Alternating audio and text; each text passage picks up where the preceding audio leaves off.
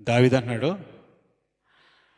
ఐశ్వర్యమును ఘనత నీవిచ్చిందే కదా ప్రభా, నువ్వు ఇచ్చావు కాబట్టి ఐశ్వర్యము, ఈ ఘనత నువ్వు ఇచ్చావు కాబట్టి నీవు మమ్మల్ని ఆశీర్వదించిన దానిలోని బట్టి కొంచెం అటుకొచ్చి నీ సన్నిధిని ఇస్తున్నాం, నీ పేరట ఇస్తున్నావు, నీ పేరట కార్యక్రమాలు చేస్తున్నావు అన్నాడు దావీదు.